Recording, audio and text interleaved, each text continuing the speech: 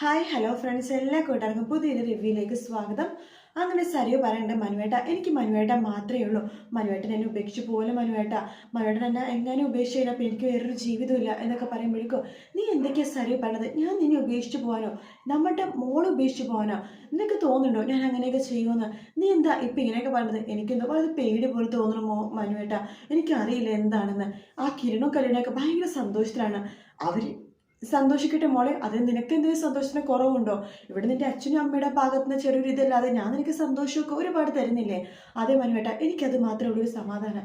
എൻ്റെ മനുവേട്ടൻ എൻ്റെ കൂടെയുണ്ട്. അതാണ് എനിക്ക് ഏറ്റവും വലിയൊരു സ്വത്ത് എന്ന് പറയുന്നത്. എൻ്റെ മോളെ വിട്ട് ഞാൻ ഒരിക്കലും എവിടെയും പോകില്ല. പോരെ?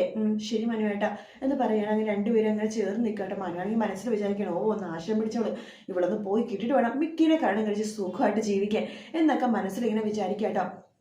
അങ്ങനെ നമ്മുടെ രാവിലെ ആകുമ്പോൾ തന്നെ നമ്മുടെ സരി വീണ്ടും വിക്രത്തിനെ കാണാൻ വേണ്ടി പോവുകയാണ്. വിക്രത്തോട് പറയുന്നുണ്ട്, ഹലോ എടാ വിക്രമേ, ദേ നോക്ക്, ഇന്നാണ് കിരണിന്റെ പിറന്നാള്. അറിയാലോ, എല്ലാ കാര്യങ്ങളും ഞാൻ പറഞ്ഞ പോലെ തന്നെ നടക്കൂ എന്ന്. തീർച്ചയായിട്ടും നടക്കൂ സരിയോ, നീ ഒന്നും കൊണ്ട് വിഷമിക്കേണ്ട. എന്ന് നിനക്ക് സന്തോഷിക്കുന്ന ഒരു ന്യൂസ് അത് നിന്റെ ഫോണിലേക്ക് ഞാൻ വിളിച്ചു പറയുമെന്ന് പറയാണ്. എൻ്റെ 2-3 കൂട്ടുകാരെ ഞാൻ റെഡിയാക്കിയിട്ടുണ്ട്. അത് എന്തായാലും നീ ഇന്ന് ചെയ്തേ പറ്റൂ. നോക്കിക്കോ, നീ ജയിലിൽ പോവാണെങ്കിൽ ഞാൻ നിന്നെ ഇറക്കിക്കോളാന്ന് പറയാണ്. ശരി, ആ ഒരു ധൈര്യത്തിൽ ഞാൻ ജയിലിലേക്ക് പോകാനും റെഡി ആവണത്. എൻ്റെ കൂട്ടുകാരന്മാരും ഞാൻ കുറ്റം ഏറ്റെടുക്കുന്ന ധൈര്യത്തിലാണ് അവരും വരുന്നത്. നീ ധൈര്യമായിട്ടിരിക്കും വിക്രം, ഒന്നും സംഭവിക്കില്ല. ഞാനില്ല നിന്റെ കൂടെ. നീ എന്താ പ്ലാൻ ചെയ്യാൻ പോണത് അതൊന്നും സരി പറയണ്ട. സരി വിചാരിച്ച പോലെ കിരണിന്റെ അല്ലെങ്കിൽ കല്യാണിയുടെ ഒരു കൂട്ടക്കരച്ചിൽ കേട്ടാ പോരെ, അത് ഞാൻ എന്തായാലും കേൾപ്പിക്കുമെന്ന് പറയാണ്. അതിന്റെ കൂടെ എന്തായാലും ചിലപ്പോൾ അമ്മൂമ്മയും പെടുമായിരിക്കും. അവര് പെട്ടാലും കുഴപ്പമൊന്നുമില്ല, അല്ലെങ്കിൽ ആ മുമ്പോട്ടെ അവരെ കൊണ്ട് വലിയ ഉപയോഗമൊന്നുമില്ല. പിന്നെ ഇപ്പൊ പ്രായമില്ലേ, അവരുടെ ആവശ്യം ഞങ്ങൾക്കില്ല എന്ന് പറയാണ്. എടാ വിക്രം, നീ അങ്ങനെ പറയലേടാ. നോക്ക്, നിനക്ക് വേണ്ടി ഒരുപാട് നാളെ എന്തൊക്കെ പറഞ്ഞാൽ അവർ ജീവിച്ചതല്ലേ എന്ന് പറയാണ്. ആര്? ആ അമ്മുമ്മയോ? അവരെനിക്ക് വേണ്ടി ജീവിച്ചെങ്കിലും ഈ വയസ്സായപ്പോഴേക്കും അവരെന്നെ മാത്രം എന്തുമാത്രം കുറ്റപ്പെടുത്തിട്ടുണ്ടെന്ന് അറിയാമോ? ഞാൻ പണിക്ക് പോകാത്തവനാണെന്നും വീട് നോക്കാത്തവനാണെന്നും എന്തൊക്കെ അവരെന്നെ കുറ്റപ്പെടുത്തുന്ന അറിയാവോ? അതൊക്കെ സത്യമാണോ വിക്രം എന്ന് സരി ചോദിക്കുമ്പോൾ, അതൊക്കെ സത്യമാണെന്നുണ്ടെങ്കിലും അവർക്ക് അങ്ങനെ പറയാവോ എന്ന് ചോദിക്കണം. എൻ്റെ അച്ഛന് എന്നെ കുറിച്ച് അങ്ങനെ പറയാറില്ലടാ. അപ്പോഴേക്കും നമ്മുടെ സരി മനസ്സിലാക്കും, അതന്നെ അയാളുടെ പരാജയം. അതെന്തെങ്കിലുമൊക്കെ ആവട്ടെ, നീ എന്തായാലും വാർത്ത കേൾപ്പിക്കുമല്ലേ? തീർച്ചയായിട്ടും കേൾപ്പിക്കും. ഇന്ന് സരിനൊരു ഗുഡ് ന്യൂസ് കേൾക്കാം എന്നൊക്കെ വിക്രം പറയാട്ടോ. സരിയുവിനും ഭയങ്കര സന്തോഷമാണ്. സരി അവിടെ നിന്ന് പോകുമ്പോഴേക്കും വിക്രത്തോട് പ്രകാശം ചോദിക്കണം, എടാ മക്കളെ, നീ എന്താ പ്ലാൻ ചെയ്യാൻ പോണത്? അല്ല, അവിടെ എന്താ നീ ചെയ്യാൻ പോണെന്ന് ചോദിക്കുമ്പോൾ, അവിടെ ഞാൻ വീട് ബോംബിടാൻ പോണോ, എന്താ മതിയോ? അച്ഛൻ എന്തായാലും ഇതിൽ ഇടപെടുന്നു വേണ്ട, ഞാനും എൻ്റെ ഫ്രണ്ട്സും എന്ത് ചെയ്യണമെന്ന് തീരുമാനിച്ചിട്ടുണ്ട്. പിന്നെ അവിടെ ആ അമ്മുമ്മ എന്ന് പറഞ്ഞാൽ അവരുണ്ടല്ലോ, അച്ഛൻ്റെ അമ്മ, അതായത് എൻ്റെ അമ്മുമ്മ. ചിലപ്പോൾ അവർക്കും ചിലപ്പോൾ ഇതിൽ അപകടം പറ്റിയതൊക്കെ ഇരിക്കും. പട്ടിടടാ, ഇപ്പം അവളെ സ്നേഹിക്കുന്നവരാ കൂട്ടത്തിലാ അവരും. അതുകൊണ്ട് അവർക്ക് എന്ത് സംഭവിച്ചാലും എനിക്ക് കുഴപ്പമൊന്നുമില്ല എന്ന് പറയാണ്. അങ്ങനെയാണെന്നുണ്ടെങ്കിൽ നോക്കിക്കോ, ഇന്ന് വലിയൊരു പ്ലാൻ തന്നെയാണ് ഞാനും എൻ്റെ ഫ്രണ്ട്സും ചെയ്യാൻ പോണത് എന്ന് വിക്രം പറയാട്ടോ. അങ്ങനെ രാവിലെ തന്നെ നമ്മുടെ വൃദ്ധസദനത്തിലാണെങ്കിൽ എല്ലാവരും ഭയങ്കര സന്തോഷത്തിലാണ്. കിരണിന്റെ പിറന്നാളല്ലേ, അപ്പൊ നല്ലൊരു സദ്യ ഉണ്ടാക്കാൻ തന്നെ ആ വാർഡനും അവിടുത്തെ അമ്മമാരും അച്ഛന്മാരൊക്കെ തീരുമാനിക്കുകയാണ്. അപ്പൊ അമ്മൂമ്മ പറയുന്നുണ്ട്, എനിക്ക് നന്നായിട്ട് പാചകം അറിയാം. കല്യാണി ഉണ്ടാക്കുന്ന ഫുഡുകളൊക്കെ കിരണിന് ഭയങ്കര ഇഷ്ടമാണ്. കല്യാണിക്ക് പാചകം പഠിപ്പിച്ചത് അവളുടെ അമ്മയിൽ നിന്ന് അവൾ പാചകം പഠിച്ചത്. അവളുടെ അമ്മക്ക് പാചകം പഠിപ്പിച്ചെടുത്തത് ഞാനാണ്. അതുകൊണ്ട് എൻ്റെ അതേ കൈപ്പുണ്യം തന്നെ അവൾക്ക് കിട്ടിയിരിക്കുന്നത്.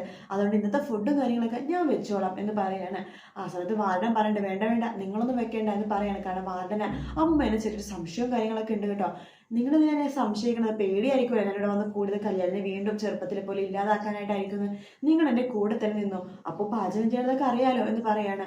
ശരി, എന്നാൽ ബാക്കിയുള്ളവരും കൂടി ഇവരെ സഹായിച്ച് പാചകം ചെയ്യാൻ വേണ്ടി പറയാണ്. അങ്ങനെ ബലൂണൊക്കെ തൂക്കുന്നുണ്ട്. അമ്മൂമ്മ പായസവും 2 കൂട്ടം പായസവും ഫുഡും കാര്യങ്ങളൊക്കെ വെക്കുന്നുണ്ട്. എല്ലാവർക്കും ഭയങ്കര സന്തോഷമാവാണ്. അങ്ങനെ കിരണും കല്യാണം വരുമ്പോൾ വലിയൊരു സർപ്രൈസ് കൊടുക്കാൻ തന്നെ അവർ ഭയങ്കര ആഘോഷത്തോടു കൂടി തന്നെ ബലൂണും അതുപോലെ ഹാപ്പി ബർത്ത്ഡേ കിരൺ സാർ എന്നൊക്കെ പറഞ്ഞ് വലിയൊരു ബോർഡൊക്കെ തൂക്കുകയാണ്. അങ്ങനെ കിരണും കല്യാണം അമ്പലത്തിലൊക്കെ പോയിട്ട് അങ്ങോട്ട് നേരെ വൃദ്ധസദനത്തിലേക്കാണ് വരുന്നത്.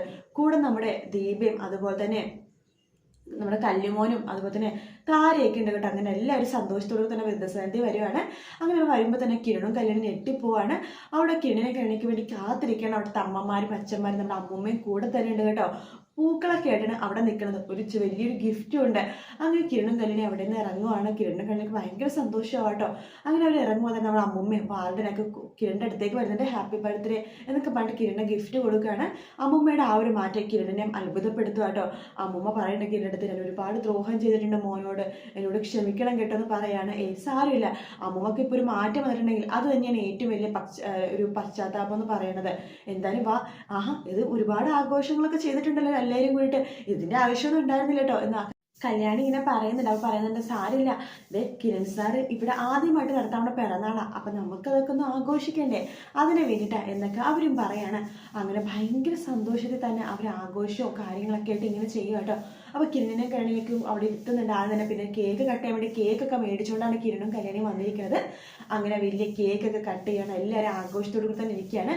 വിക്രവും അവരുടെ ഫ്രണ്ട്സും കൂടി വന്നിട്ട് ആ ഒരു ഭക്ഷണത്തിൽ ഏതെങ്കിലും ഭക്ഷണത്തിൽ എന്തെങ്കിലും ചേർക്കാൻ വേണ്ടിയിട്ടാണ് വരുന്നത്.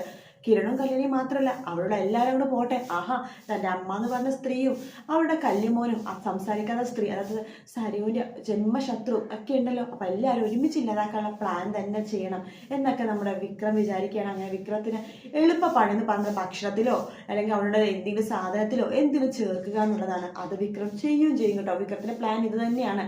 കാരണം അവിടെ നേരിട്ട് പോയിട്ട് ആക്രമിക്കാൻ പറ്റില്ല, കാരണം കിരണുണ്ട്. പക്ഷെ ഭക്ഷണത്തിലാകുമ്പോഴേക്കും അവർക്കൊന്നും അറിയാൻ പറ്റില്ല. അപ്പോൾ കിരൺ നമ്മുടെ കല്യാണത്തിൽ പറയുന്നു കേട്ടോ, കല്യാണി അമ്മമ്മയുടെ മാറ്റമൊക്കെ നല്ലത് തന്നെയാണല്ലോ അല്ലേ, ഇനി ഭക്ഷണത്തിൽ എന്തെങ്കിലും കിരണിട്ട് അങ്ങനെയൊന്നുമില്ല, ഇവിടുത്തെ എല്ലാ അമ്മമാരും കൂടെ ഭക്ഷണമൊക്കെ ഉണ്ടാക്കിയിരിക്കുന്നത്, അവരും നമ്മുടെ കൂടെ തന്നെ ഭക്ഷണം കഴിക്കണമെന്ന് പറയാണ്. എങ്കിൽ കുഴപ്പമില്ല എന്നൊക്കെ കിരൺ പറയണ്ട. അങ്ങനെ കേക്ക് കട്ട് ചെയ്ത് കിരണും കല്യാണി എല്ലാവർക്കും കൊടുക്കുകയാണ്. അപ്പോൾ നമ്മുടെ അമ്മമാരും വാർഡനൊക്കെ പറയുന്നുണ്ട്, ദേ ഇന്ന് നമ്മുടെ വകയായിട്ട് സദ്യ എന്ന് പറയുമ്പോൾ, അയ്യോ വീട്ടിൽ ചെറുതായിട്ട് അമ്മ സദ്യ ഉണ്ടാക്കിയിട്ടുണ്ടെന്ന് കിരൺ പറയാണ്. അതൊന്നും പറഞ്ഞാൽ പറ്റില്ല, ഇവിടെ നിന്ന് സദ്യ ഉണ്ട് കഴിച്ചേ പറ്റൂ, അല്ല അമ്മമാരുടെ അച്ഛന്മാരുടെ കൂടെ കഴിക്കണമെന്ന് പറയുമ്പോൾ കല്യാണി പറയണ്ട, എന്താ കിരണേട്ടത്, ഞാൻ പറഞ്ഞതല്ലേ ഇന്നത്തെ സദ്യ ഭക്ഷണം കഴിക്കലൊക്കെ ഇവരുടെ കൂടെയാണെന്ന്, വാ നമുക്ക് ഒരുമിച്ച് കഴിക്കാം എന്ന് പറഞ്ഞിട്ട് എല്ലാവരുടെ കൂടെ അവരും ഇരിക്കുക കേട്ടോ. അപ്പോൾ അങ്ങനെ സന്തോഷത്തോടുകൂടി തന്നെ ഇരിക്കുകയാണ്. വാർഡനും അമ്മമ്മയും എല്ലാവരും ഭക്ഷണം വിളമ്പുന്നുണ്ട്. അപ്പോൾ എല്ലാവരും ഒരുമിച്ചാണ് കഴിക്കണേ കേട്ടോ. അങ്ങനെ എല്ലാവരും ഒരുമിച്ച് കഴിക്കുമ്പോഴേക്കും നമ്മുടെ വിക്രം എന്തൊരു തരികിടപ്പണി ഒപ്പിക്കുന്നുണ്ട്. ഇതിൻ്റെ കൂട്ടത്തിൽ ആർക്കും ഒരു അപകടം പറ്റില്ലായിരിക്കും, ചിലപ്പോൾ പറ്റുകയും ചെയ്യുമായിരിക്കും. എന്തായാലും നമ്മുടെ കിരണും അതുപോലെ തന്നെ അമ്മമ്മയൊക്കെ ഭയങ്കര സന്തോഷത്തിന് 2 കൂട്ടം പായസം വെക്കുന്നുണ്ട്. ആ ഫുഡ് കഴിക്കുന്നത് കിരൺ പറയേണ്ടത്, കല്യാണി നീ ഉണ്ടാക്കിയ അതേ ടേസ്റ്റ് തന്നെയാണ് ഈ ഫുഡിന്, അപ്പോൾ നിൻ്റെ അമ്മമ്മയാണ് ഇതൊക്കെ മേൽനോട്ടം വഹിച്ചത് എന്ന് വേണം മനസ്സിലാക്കാൻ. അതേ കിരണേട്ടാ, അമ്മമ്മ തന്നെയാണ് എല്ലാം ചെയ്തിരിക്കുന്നത്, നല്ല ടേസ്റ്റ് ഉണ്ടല്ലേ, അതെ എന്ന് പറയുകയാണ്. അങ്ങനെ ഒരു ഭക്ഷണമൊക്കെ നന്നായിട്ട് കഴിക്കുന്നില്ല. അത് അമ്മമാരെ അച്ഛന്മാരൊക്കെ ഭക്ഷണം കഴിക്കുകയാണ്. എല്ലാവർക്കും കിരൺ നല്ല സാരിയും അതുപോലെ തന്നെ കസവും മുണ്ടും അതുപോലെ തന്നെ സെറ്റ് മുണ്ടും ഒക്കെ മേടിച്ച് കൊടുക്കുക കേട്ടോ. അങ്ങനെ അടുത്ത എല്ലാ അമ്മമാർക്കും അച്ഛന്മാർക്കൊക്കെ കിരൺ സമ്മാനങ്ങൾ കൊടുക്കുന്നുണ്ട്. എല്ലാവരും സമ്മാനങ്ങളൊക്കെ വാങ്ങിക്കുകയാണ്. ശേഷം ആണ് ആ വലിയ ദുരന്തം ഉണ്ടാകുന്നത്. വിക്രം കാരണം എല്ലാവർക്കും വലിയൊരു ദുരന്തം തന്നെയാണ് അവിടെ ഉണ്ടാവുന്നത്. ആ ദുരന്തത്തിൽ എത്ര പേര് ഒഴിച്ചു പോകും എന്നുള്ളത് മാത്രമാണ് നമുക്ക് വീക്കെൻഡ് പ്രൊമോയിൽ കാണാൻ സാധിക്കാൻ പറ്റുന്നത്. കാരണം കിരണിനും കല്യാണിക്ക് എന്തെങ്കിലും സംഭവിക്കുമോ, മിക്കവാറും പറ്റുന്നത് ആ അമ്മമ്മക്ക് തന്നെയായിരിക്കും. വിക്രത്തിൻ്റെ ആ ഒരു കൈ കൊണ്ടിട്ട് അവർ തന്നെയായിരിക്കും, അവരുടെ ജീവൻ തന്നെയായിരിക്കും അപകടത്തിലാവണത്. എന്തായാലും ആ ഒരു ഭാഗം നമുക്ക് വീക്കെൻഡ് പ്രൊമോ എന്ന് പറഞ്ഞിട്ടുള്ള ഇന്ന് കാണിക്കുന്ന പ്രൊമോയിൽ കാണാൻ സാധിക്കും. ഇന്നലെ വീക്കെൻഡ് പ്രൊമോ ഉണ്ടായിരുന്നില്ല, അതുകൊണ്ട് പ്രൊമോ അടിസ്ഥാനത്തിലും അതുപോലെ ഇനി വരാൻ പോകുന്ന ഭാഗത്തിൻ്റെ ഒരു രീതിയിലാണ് ഇപ്പോഴത്തെ എപ്പിസോഡ് റിവ്യൂ പറഞ്ഞിരിക്കുന്നത്. അപ്പോൾ പ്രൊമോ വരികയാണെങ്കിൽ തീർച്ചയായിട്ടും അപ്ലോഡ് ചെയ്യുന്നതായിരിക്കും. വീഡിയോ ഇഷ്ടപ്പെടുകയാണെങ്കിൽ ലൈക്ക് ചെയ്യാനും സബ്സ്ക്രൈബ് ചെയ്യാനും കമൻറ്റ് ചെയ്യാനും മറക്കല്ലേ. മറ്റൊരു വീഡിയോ ആയിട്ട് വീണ്ടും കാണാം. Take care, bye bye.